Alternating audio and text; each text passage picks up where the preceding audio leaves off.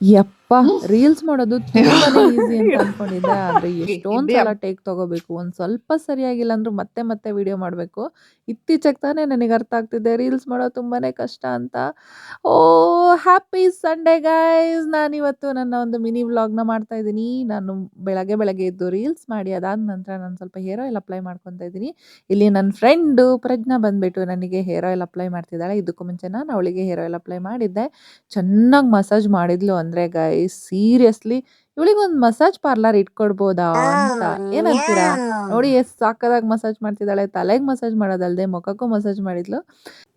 ತಲೆಗೆ ಎಣ್ಣೆ ಹಚ್ಕೊಂಡಾದ್ಮೇಲೆ ಸ್ವಲ್ಪ ಬ್ರೌನಿ ತಿನ್ನೋಣ ಅಂತ ಬ್ರೌನಿ ತಿಂತಾ ಇದ್ದೆ. ಅದಾದ ಮೇಲೆ ತಲೆಗೆ ಸ್ನಾನ ಮಾಡ್ಕೊಂಡು ಬಂದು ಫ್ರೆಶ್ ಅಪ್ ಆಗಿ ಸ್ವಲ್ಪ ರೂಮ್ ಕ್ಲೀನ್ ಮಾಡೋಕ್ಕಿತ್ತು ಗೈಸ್. ಬೆಡ್ಡೆಲ್ಲ ಎಷ್ಟು ಗಲೀಜಾಗಿತ್ತು ನೋಡಿ. ಸೊ ಎಲ್ಲ ಬಟ್ಟೆ ಎಲ್ಲ ಮಡಚಿ ಕ್ಲೀನ್ ಮಾಡಿ ನನ್ನ ಒಂದು ಸಂಡೇನ ಸಾರ್ಥಕ ಮಾಡ್ಕೊಂಡ್ಬಿಟ್ಟೆ. ಅದಾದಮೇಲೆ ಬಿಸಿನೀರು ಮಾಡಿ ಕುಡಿದೆ ಗೈಸ್. ಯಾಕಂದರೆ ಸ್ವೀಟ್ ತಿಂದಿದ್ದೆ ಅಲ್ವಾ, ಸೊ ಅದಕ್ಕೆ ಕಾಂಪನ್ಸೇಷನ್ ಮಾಡಿಕೊಂಡೆ.